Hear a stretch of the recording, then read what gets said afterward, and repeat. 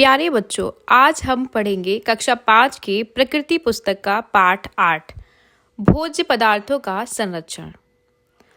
बच्चों, क्या आप जानते हैं कि प्रतिदिन हम जो भोजन करते हैं उसे सुरक्षित कैसे रखा जाता है? घर में भोज्य पदार्थ जैसे अनाज, दाल व मेवे आदि को सूखे एवं स्वच्छ डिब्बों में बंद करके क्यों रखा जाता है? पके हुए भोजन को ढककर क्यों रखते हैं? सोचो और बताओ। हमारे स्वास्थ्य की दृष्टि से उक्त सभी कार्य हमारे लिए अति आवश्यक हैं, क्योंकि हमारे वातावरण में उपस्थित सूक्ष्म जीव हमारे भोज्य पदार्थों को दूषित कर देते हैं। भोज्य पदार्थों के संदूषित यानी खराब होने के मुख्य कारण हैं। भोज्य पदार्थों के संरक्षण के बारे में जानने से पूर्व यह जानना आवश्यक है कि हमारे भोज्य पदार्थ खराब क्यों हो जाते हैं। आओ करके देखें। भोज्य पदार्थ कैसे खराब होते हैं? हम एक प्रयोग करेंगे। एक रोटी पर पानी की कुछ बूंदें डालकर एक डिब्बे में बंद कर दें। कुछ दिन तक रोटी को रोज देखें, जब तक आपको इस पर कुछ बदलाव ना दिखे। दी गई तालिका को चार्ट पर बनाओ और कक्षा में चर्चा करने के बाद उसे भरो। आइए पता करते हैं, रोटी में क्या बदलाव आया? रोटी पर फफूंद क्यों आई? प्रयोग 2। विद्यालय में बने एमडीएम से थोड़ा सा भोजन लेकर उसे किसी कटोरी में ढककर रखें। बच्चों को इसे दिखाएं और हो रहे बदलाव को तालिका में अंकित करें। सामानों के खाली थैलियों पर लिखा मूल्य, वजन, तारीख आदि संबंधी जानकारी को देखिए और चर्चा करिए। प्रथम दिन भोजन में क्या बदलाव हुआ, इसको देखकर आपको चर्चा करना है और लिखना है। द्वितीय दिन भी भोजन में क्या बदलाव हुआ, ये भी आपको लिखना है। आपने देखा कि ढककर रखे हुए भोजन के बावजूद भी ये भोजन खराब हो गया। ऐसा क्यों हुआ?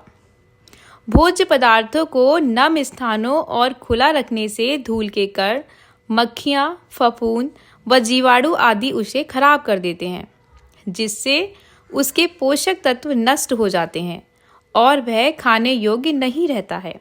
गर्मी के दिनों में भोजन जल्दी खराब हो जाता है, जबकि सर्दियों में जल्दी खराब नहीं होता। ऐसा क्यों? तापमान कम होने से जीवाणु जल्दी नहीं पनपते हैं। भोज्य पदार्थों के संरक्षण की आवश्यकता। गर्मी एवं नमी दोनों ही स्थितियों में फफूंद व जीवाणु शीघ्रता से पनपते हैं। यही भोज्य पदार्थों को खराब व सड़ाने का भी कार्य करते हैं। यदि भोज्य पदार्थों में इनके बढ़ने पर नियंत्रण पा लिया जाए तो इन्हें खराब होने से बचाया जा सकता है। भोज्य पदार्थों का उचित रखरखाव न करने से निम्नलिखित नुकसान होते हैं। पहला, उनमें फफूंद लग जाती है।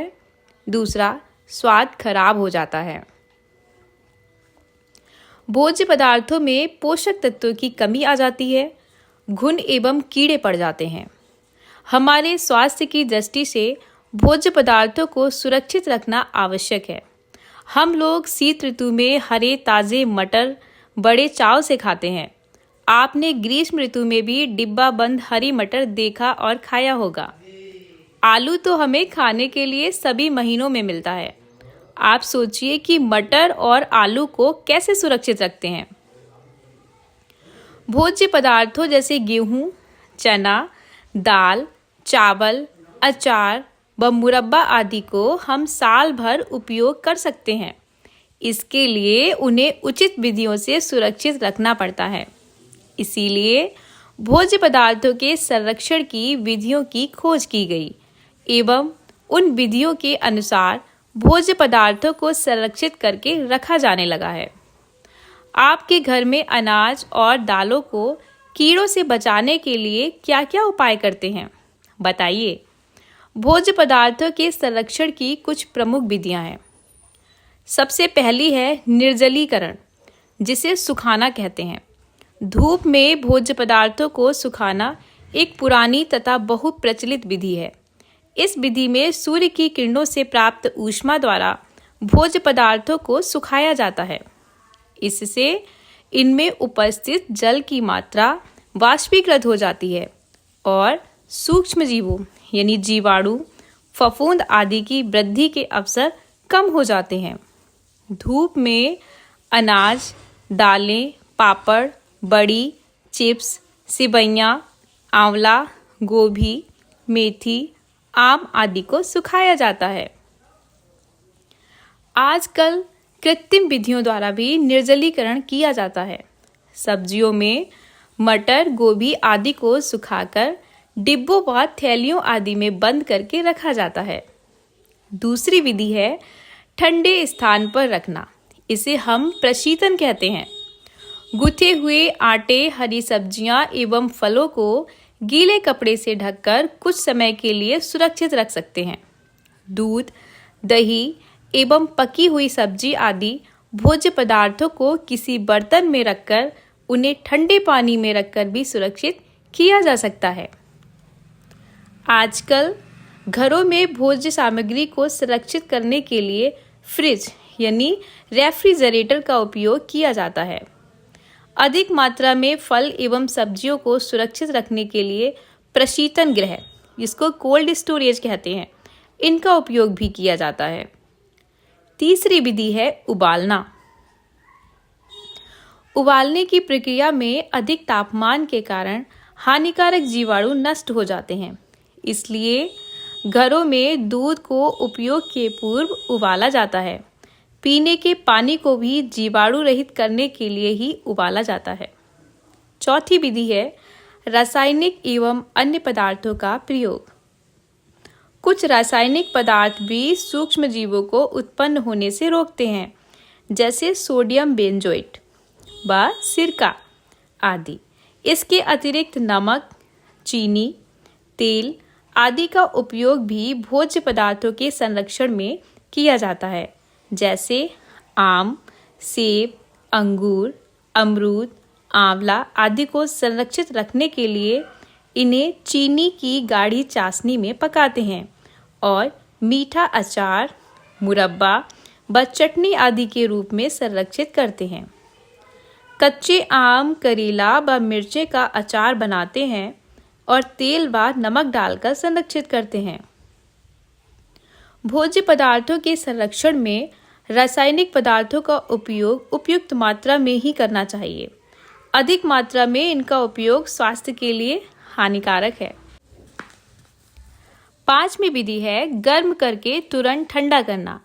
इसे पाश्चुरीकरण की प्रक्रिया में सर्वप्रथम दूध को 70 डिग्री सेल्सियस तापक्रम पर गर्म किया जाता है, फिर तुरंत 0 डिग्री सेल्सियस पर ठंडा किया जाता है। इससे दूध में उपस्थित हानिकारक जीवाणु नष्ट हो जाते हैं। इस प्रकार दूध को साफ बोतलों या पैकेट में बंद करके दूध डेयरी पर बेचा जाता है। वर्तमान समय में उपलब्ध भोज्य पदार्थों को भविष्य हेतु सुरक्षित रखने के लिए किए जाने वाले उपायों को भोज्य पदार्थों का संरक्षण कहा जाता है। आपके घर में भी भोज्य पदार्थों को सुरक्षित रखने के लिए कुछ उपाय किए जाते होंगे। इन्हें नीचे दी गई तालिका में लिखिए। दूध को कैसे संरक्षित करते हैं? उबालकर। पके हुए चावल को कैसे करते हैं? हरा धनिया, अनाज, आलू, पके आम, इनको कैसे सुरक्षित रखते हैं? इसके उपाय आप इसमें लिखिए। संरक्षण का महत्व। खाद्य सामग्री को घुन, फफूंद एवं अन्य कीटाणुओं से सुरक्षित रखना। आवश्यकता से अधिक पैदा होने वाले सब्जी, फल एवं अनाज को सुरक्षित रखना। अनाज, फलों व सब्जियों को दूर स्थानों पर भेजने के लिए पके भोज्य पदार्थों को संरक्षित रखकर दोबारा उपयोग करना। भविष्य के लिए खाद्य पदार्थों की सुरक्षा एवं मानव मूल्य हैं। भारत में अधिकतर खाद्य पदार्थों का उत्पादन मौसम के अनुसार होता है। कुछ लोग वर्ष भर के लिए अनाज व दालें खरीद लेते हैं, क्योंकि जिस मौसम में इनका उत्पादन होता है उस मौसम में ये कम दाम पर उपलब्ध हो जाते हैं। इन खाद्य पदार्थों का उचित ढंग से संरक्षण करना चाहिए, नहीं तो ये खराब भी हो सकते हैं। सरकार भी भंडार गृहों में गेहूं, चावल, दाल आदि का भंडारण करती है, जिससे देश में इनकी कमी ना होने पाए।